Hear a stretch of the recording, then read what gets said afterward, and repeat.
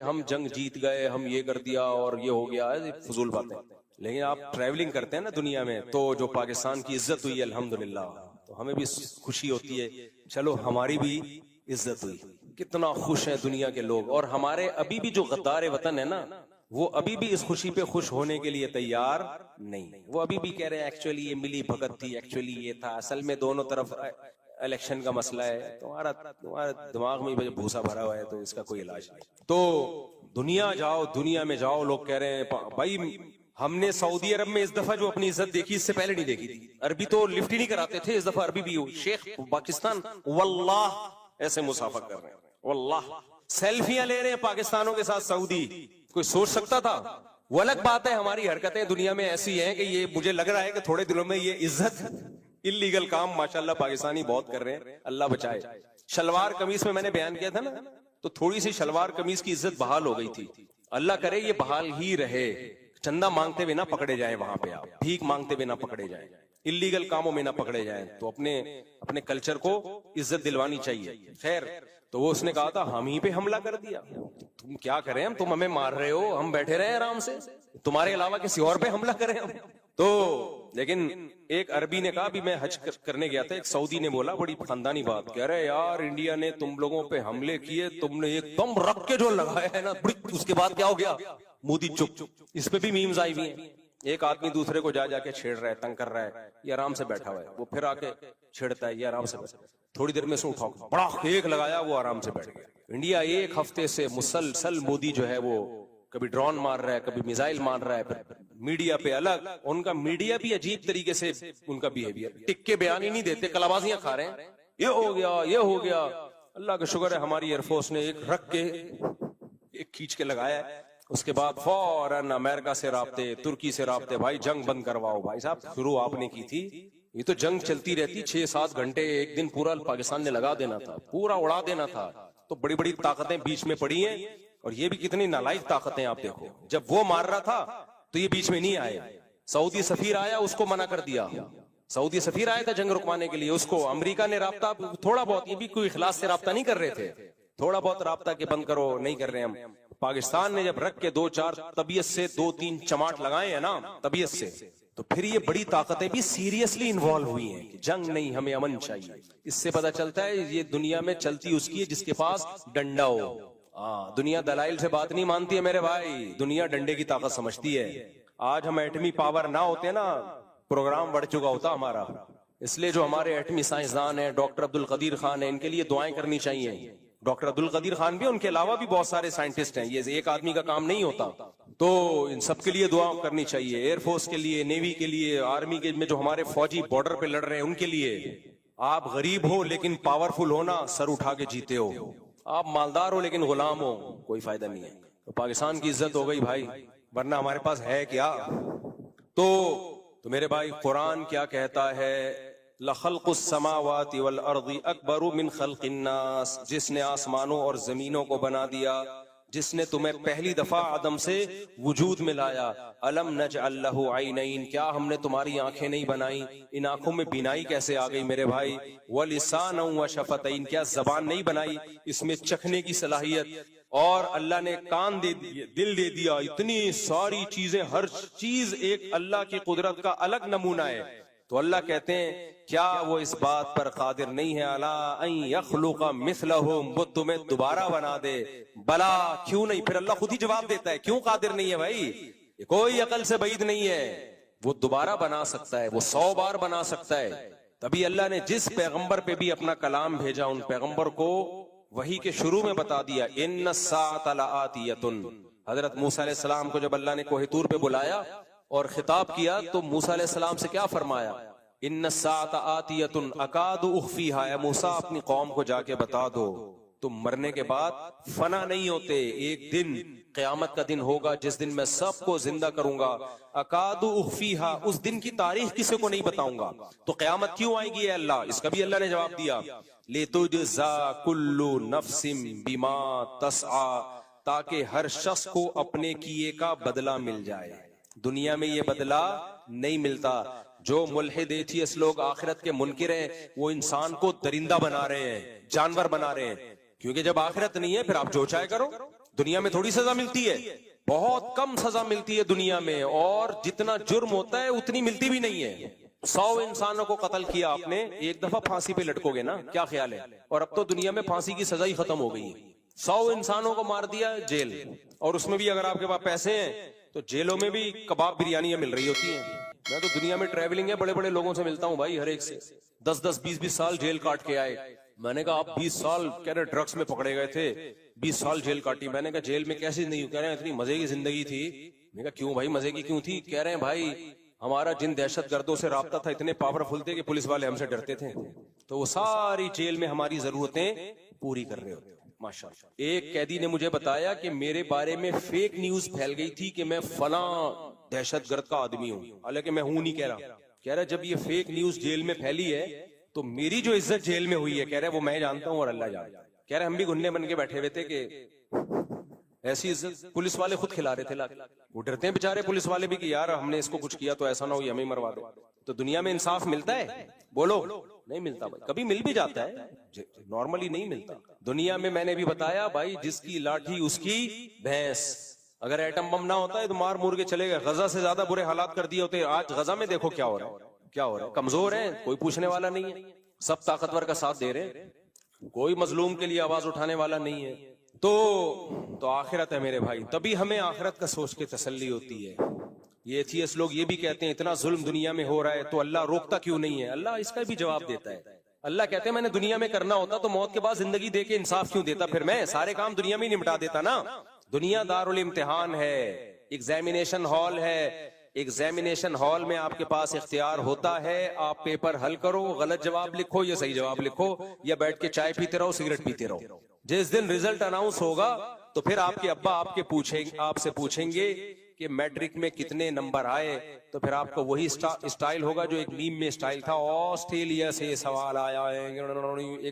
किसी ने मीम बनाई मेरे बारे में ना, मेरा एक वो है ना, मैं सवाल पढ़ रहा हूँ ऑस्ट्रेलिया सवाल ऐसे करके मैंने करा है ना, तो उसकी मीम बनी है कि बच्चा फेल हो गया इम्तिहान में, तो अब्बा ने पूछा कितने नंबर आए मैट्रिक में, अब वो कैसे जवाब दे, तो कह रहे ऑस्ट्रेलिया से सवाल करके भाग गया वो। क्या ख्याल है? तो आप एग्जामिनेशन हॉल में पेपर हल करो या नहीं करो, आपकी मर्जी। कर लोगे अब्बा भी खुश, खानदान भी खुश, आगे मुस्तकबिल आपका रोशन। फेल हो जाओगे तो फिर यही होगा, अब्बा पूछेंगे कितने नंबर, आप कहोगे ऑस्ट्रेलिया से सवाल आए नहीं करके यूं करके भाग जाओ। कब तक भागोगे मेरे भाई, कब तक भागोगे? तो इसलिए अल्लाह ने कह दिया ला तहसबन्नल्लाह गाफिलन अम्मा यामलुज़ ज़ालिमून। जालिम लोग जो कुछ कर रहे हैं अल्लाह को इससे गाफिल मत समझो। खुदा की कसम आखिरत ना होती, इस्लाम पे यकीन ना होता, मैं कम से कम 4 शादियां नहीं करता, मैं नहीं करता, क्योंकि ये अय्याशी बिल्कुल भी नहीं है।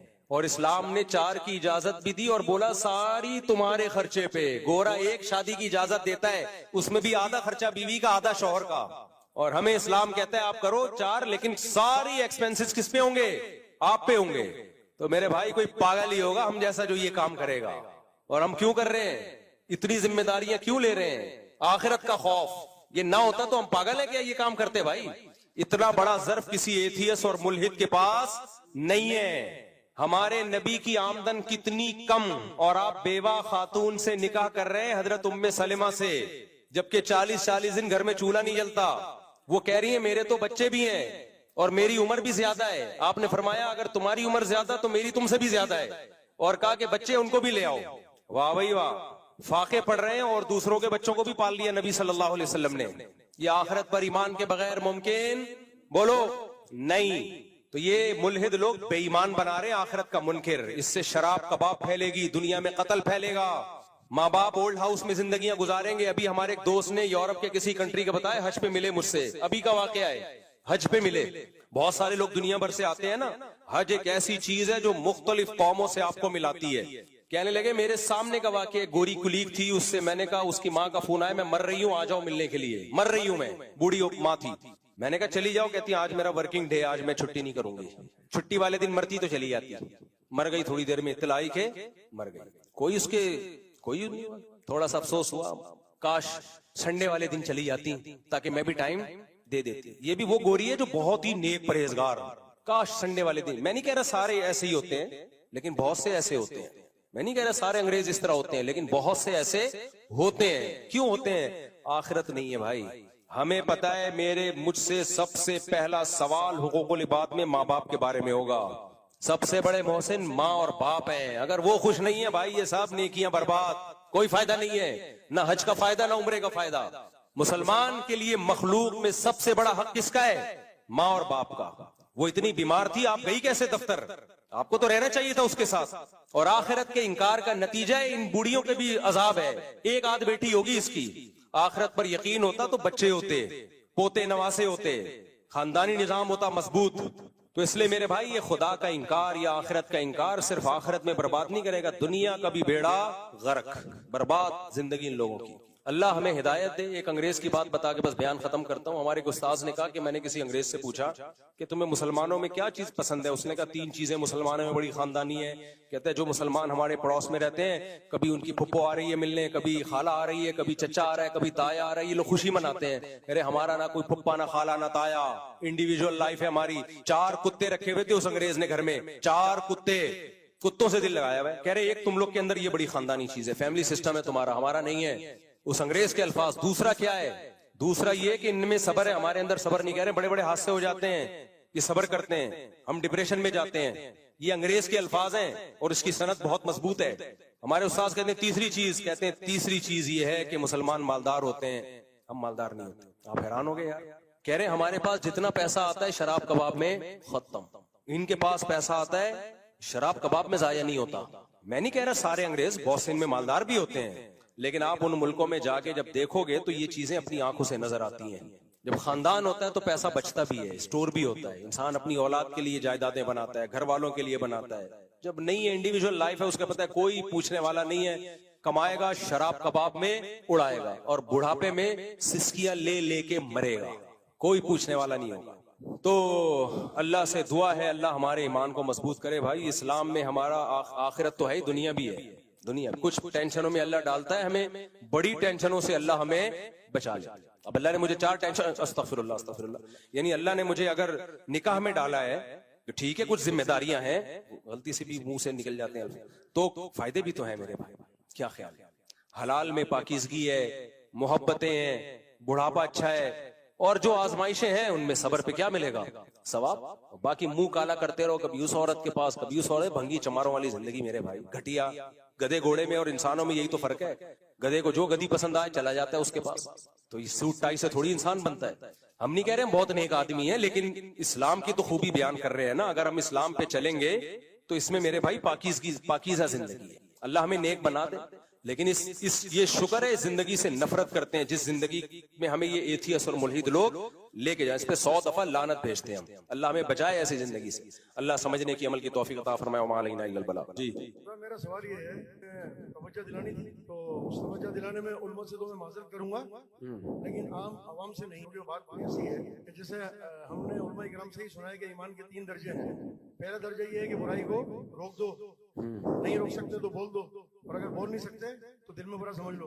जी अब इतनी बड़ी जो बुराइयां हो रही हैं वो मिंबर से आजकल बयान की नहीं जा रही, जबकि देख वो भी रहे, मैं भी देख रहा हूँ। अब वो देखने में ये आता है कि जैसे अभी कुर्बानी गुजर गई, आप हज पे चले गए थे, ये सवाल असल में ईद से पहले रखना था।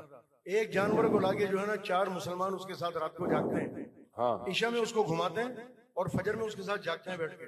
तो एक तो ये होता है ना, कहते हैं फजर क्यों नहीं पड़ी, कहते जी नींद आ रही थी, सो गए थे, तो अभी तो उठे हुए थे। तो मैं ये समझता हूँ कि अगर जानवर को अल्लाह ताला सुबह जबान दे दें थोड़ी देर के लिए, तो जानवर ये कहेगा कि मुझे तो पढ़नी नहीं है, तुम क्यों नहीं पढ़ रहे जी। तो जो अमल मैं देख रहा हूँ वो उलमा भी देख रहे हैं, जो मिंबर और मेरा मिली भी है, जो उलमा की तादाद हजारों में है, जिसमें बहुत कम ऐसे हैं जो हक बयान करते हैं। जैसे आप अल्हम्दुलिल्लाह हक बात करते हैं, खासतौर पर 4 शादियों के मुतालिक आप बात करते हैं, तो वो लोगों को जो बुरा लगता है, तो जिनको बुरा लगता है वो गलती पे है, वो उसको सोचते नहीं जो आपकी बात है। तो इसी तरह जो भी अगर हक बात है तो उनको बुरा लगता है, क्योंकि मैं ये कहता हूँ कि मुसलमानियत इतनी इंसान में, इंसानियत और मुसलमानियत और मर्दानगी इतनी होनी चाहिए कि अगर मिंबर से या कोई भी निजी महफिल में कोई बात कही जा रही है और वो उसके खिलाफ जा रही है, तो उसको ऊपर गौर करे कि हाँ ये बात मेरे खिलाफ है, मैं इस बुराई को दूर करूंगा। इल्ला ये कि वो उसको बुरा मान रहा है, कहता है कैसी बात कर रहे हैं। चले भाई, ये पहले भी सवाल आया था कि अभी तो खैर बकरीद गुजर गई, लोग पूरी पूरी रात जानवरों को टहलाते हैं, फजर की नमाज छोड़ देते हैं। तो फजर जानवर को टहलाने से ज्यादा जरूरी है। फजर की नमाज जो है कुर्बानी वाजिब है और फजर की नमाज फर्ज है, इस्लाम का रुकन है। तो नमाज की वजह से, कुर्बानी की वजह से नमाज को जाया मत करें, बहुत बड़ा जुर्म है। और जो ऐसा कर रहे हैं उनको समझाना भी चाहिए, जाके नहीं अनिल मुनकर है, उनको बोले भाई आप 4 बजे तक जानवर के साथ बैठे रहे हो, टहलाते रहो, वो फजर की अजान हुई है तो घर जाके सो गए आप। ये वाकई सही बात है। उस पर जरा थोड़ा सा ये वाज़ेह कर देना, उलमा को भी तो चाहिए ना कि हाँ, उलमा को भी चाहिए कि वो ये बताया। ये जो मौके आते हैं हर महीने कोई ना कोई चीज, शब रात का मसला आता है, कुर्बानी का मसला आता है, रमजान का मसला आता है, तो उस पर बयानात हो नहीं रहे, यानी जो जी जी बिल्कुल सबको चाहिए ऐसे आवाज उठाए। यानी इस बात से नहीं डरना चाहिए कि आवाम बुरा मानेगी। भाई बुरा मानती है तो मानती नहीं नहीं, आवाम क्यों बुरा मानेगी, सबको पता है, इसमें क्या बुराई वाली बात। कर नहीं रहे ना। नहीं वो कर, इस पे तवज्जो दिलानी चाहिए कि उनमें से तो मैं माजरत करूंगा जी जी कि मैं और दरखास्त करूंगा कि ये जरा थोड़ा सा आवाम के सामने मौके की निस्बत से बात रखा करें। सही सही सही। अच्छा भाई, मुफ्ती साहब पंजाब से चंद उलमाए किराम आई हैं मुलाकात के लिए। इतनी गर्मी हो रही है, कहाँ हैं उलमाए किराम मुलाकात के लिए, कहाँ हैं? अभी नहीं है, चलेगा। चलो मुफ्ती साहब, मेरी इस दिवाजी जिंदगी के बहुत ही अहम मसाइल हैं, यहाँ तक के कोर्ट में केस भी चल रहा है। अगर आप 5 मिनट दे दें, अभी नहीं 5 मिनट में आपको दे दूंगा, टाइम बता दूंगा। वो यहाँ बाहर जाएंगे ना, उस्मान एडमिन का नंबर लिखा होगा, उसको कहें कि मुफ्ती साहब ने टाइम दिया है, तो वो आपको जो स्लॉट खाली होगी उसमें टाइम दे देंगे, तसल्ली से बैठ जाऊंगा मैं। ठीक है, आप हैं वो? हाँ, तो वो आपको कौन है, पहले एक बंदा, आपने ही पर्ची दी है तो बता दूंगा मैं आपको टाइम। यहाँ एक बंदा आएगा, आपको टाइम बता देगा। भाई ये शरा हया के खिलाफ मसला है, ऐसे ओपनली ना पूछा करो। कुछ रिश्ते ऐसे होते हैं उनमें अगर रिलेशन हो जाए, सेक्सुअली रिलेशन हो जाए, तो मियाँ बीवी का रिश्ता खराब हो जाता है उससे। ये मैं कई बार पहले बयान कर चुका हूँ, उसको हुर्मत मुसाहरा कहते हैं। तो इसलिए इंसान को जब बाले हो जाता है या करीबुल बुलूग होता है, तो अपने महरम रिश्तों से बहुत एहतियात की जरूरत है, बहुत ज्यादा एहतियात की जरूरत है। सास है, उससे मुसाफा ना करें, बस सर पे हाथ रखवाएं।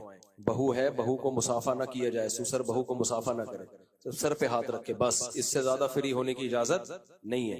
बाज दफा ये होता है, खवातीन ने खुद बताया है कि हम बाहर से आते हैं अमेरिका से, ससुर साहब एयरपोर्ट पे गले मिल रहे होते हैं बहू से, बड़ी बेगैरती है ये, बेशर्मी की बात। तो ये बाउंड्री है, ठीक है, बहू बेटियों की तरह होती है, लेकिन किसके दिल में क्या है किसी को नहीं पता होता। तो एक बाउंड्री है, उसको क्रॉस करने की कोशिश ना करें। बल्कि बेटी भी जब जवान हो जाए ना, बाप बेटी का भी एक तकद्दुस होता है, तो इतना उसको गले लगाना, बेटियों को गालों पे बार बार प्यार करना, ये भी ठीक नहीं है। बेटी बड़ी हो गई है तो सर पे हाथ रखें, उसके पेशानी पे चूम लिया, ठीक है, इससे ज्यादा आगे नहीं बढ़ना चाहिए। तो ये नहीं कह रहे हम कि बाप लोग बुरे होते हैं, लेकिन 100 में एक भी अगर बुरा होगा तो उस एक की वजह से 99 पे पाबंदियां लगानी पड़ती हैं। और बहू और ससुर का और दामाद और सास का तो और ज्यादा इसमें अहम मसला है, क्योंकि इनमें रिलेशन से रिश्ता खराब हो जाता है। खुद से फैसला ना करें, अल्लाह ना करे कहीं हो गया हो तो किसी दारुल इफ्ता से बाकायदा राब्ता करें। मेरे दोस्त ने मेरे लिए कसाई का इंतजाम कर लिया है, और कसाई के मेरे, अब तो बकरीद चली गई भाई, और कसाई ने मेरे दोस्त के जरिए मुझसे 2000 का टोकन लिया। ईद के दिन कसाई की 10 से 12 की टाइमिंग थी। और अबे इतना लंबे मसले यहाँ ना पूछा करो, मुख्तसर पूछा करो, बहुत लंबा मसला है। इसका तरीका ये है कि इधर जमा करा दें इसको फोन नंबर डाल के, जो लंबे मसाइल हैं हमारे दारुल इफ्ता में जमा करा दिया करें इधर, तो उसका फिर रिटर्न में जवाब लिख देंगे। यहाँ शॉर्ट शॉर्ट बातें पूछा करें। ये इतना लंबा मसला हो गया, मुफ्ती साहब मेरे दोस्त मुझे सामान लेकिन कमीशन 500 सामान किसी,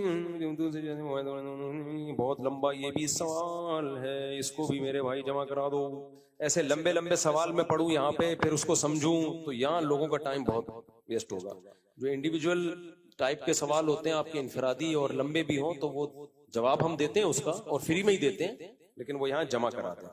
अस्सलाम वालेकुम से कैसे, हमारे दूर से अमजद भाई हैं, इनके ना एक टांग काम नहीं कर रही, दुआ करें, दिल से दुआ जी अल्लाह ताला इनकी दोनों टांगे सही हो जाएं, और अल्लाह इनकी टांग इतनी मजबूत कर दे कि किसी को किक मारे तो उसकी एक टांग काम करना छोड़ दे, सेहत अता फरमाए अल्लाह ताला इनको। मुफ्ती साहब 12 साल का था तो वो मस्जिद से चंदा चोरी किया करता था, लेकिन इसको अब एहसास होता है वो 19 साल का हो गया है, और इसको पता भी नहीं कितने पैसे निकाले थे चंदे से। अब कुछ ऐसा हल बताएं वो इस गुनाह से निकल जाए, और पैसे किस तरीके से भाई 12 साल की उम्र में मस्जिद के चंदे से चोरी करता था। अब 19 साल में अल्लाह ने तौबा की तौफीक दी है। पहली बात तो तौबा मुबारक हो। हज मुबारक लोग कहते हैं, उससे ज्यादा तौबा मुबारक होनी चाहिए। तौबा ज्यादा बड़ी बड़ी नेकी है। अब करें ये कि एक डायरी में अंदाजा लगा के लिखें कि किस मस्जिद से कितना चोरी किया है। अंदाजे से यकीनी तो नहीं हो सकता, जाहिर है। तो जैसे जैसे अल्लाह माली वुसअत देता चला जाए, थोड़े थोड़े करके मस्जिद के डब्बे में डालते रहे। और अगर ये याद ना हो किस मस्जिद से, तो फिर किसी भी मस्जिद में डाल दें। एक लमसम अंदाजा लगा लें और पूरी जिंदगी पढ़िए, थोड़े थोड़े करके हस्बे तौफीक पैसे चंदों में डालते रहें। मुफ्ती साहब, दूसरी शादी के बाद ना कोई दीन का काम कर सकते हैं, हर वक्त की लड़ाई। यही भी एक काम है भाई, ये खुद एक काम है। दूसरी शादी खुद एक दीन का काम है। बेवा औरत को, तलाक याफ्ता औरत को सहारा मिलता है, जिना से बच जाते हैं, एक औरत को बचा लेते हैं, उसकी कफालत करते हैं। तो ये खुद एक काम है, समझते हो। और उस पे खर्च करते हैं, सदके का सवाब मिलता है। जो लड़ाइयां होती हैं उस पे सबर करते हैं, सबर का सवाब मिलता है। सबर कोई काम नहीं है क्या? ये भी तो एक काम है। तो चंद दिन का होता है, फिर नॉर्मल हो जाते हैं हालात। काम हो जाएंगे इंशाल्लाह, बाकी भी सारे काम हो जाएंगे। मेरे भाई कहते मुफ्ती साहब ये तो हो गया मेरे भाई, अल्लाह इस टांग को सही कर। आप बहुत कम सवाल है, मैं सफर से वापस आ रहा हूँ, इसलिए आप पूछें। अस्सलाम वालेकुम। वालेकुम अस्सलाम। साहब ने खिलाफत के हवाले से जो कहा था 1920 में खिलाफत खत्म हो गई थी, खिलाफत के बारे में जो आपने कहा था 1920 के खिलाफत खत्म हो गई थी, तो आपकी नजर में क्या अभी मतलब पाकिस्तान में या मतलब कोई ऐसा यही काम हो रहा है कि मतलब खिलाफत का कोई प्लेटफॉर्म कर रहा है? भाई साहब कह रहे हैं 1920-22 में खिलाफत उस्मानिया खत्म हो गई थी, तो अब क्या दोबारा पाकिस्तान में कोई ऐसा काम हो रहा है कि खिलाफत को दोबारा बहाल किया जाए? खिलाफत जो कायम हुई थी ना, वो कहते हैं लम्हे खता करते हैं और सदियां सजा पाती हैं। कुछ ऐसी गलतियां हमसे हुई हैं जिसकी वजह से हम मुगल हुकूमत से भी गए जो हिंदुस्तान में थी, उंदुलुस की हुकूमत भी गई। तो अब तो ये है कि जो मुल्क बचे हुए इनको बचाएं। अगर अब हो तो पता है कि खिलाफत की सारी तहरीकें इस्लामी मुल्कों में शुरू होती हैं, उससे नतीजा ये निकलता है कि जो थोड़ी सी ताकत हमारे पास रह गई है वो भी गई। तो अल्लाह ताला ने कभी भी हमें जमीनी असबाब से हट के काम करने की इजाजत नहीं दी है कि ऐसा काम करो जो लेने के देने पड़ जाए। बार बार मैं मिसाल देता हूँ, मूसा अलैहिस्सलाम के दौर में बनी इसराइल जुल्म की चक्की में पिस रहे थे। फिरौन के खिलाफ बगावत नहीं की उन्होंने, उनको पता था हम अपने बच्चों का दिफा नहीं कर सकते, हम बगावत कर दी तो हम तो इससे भी गए।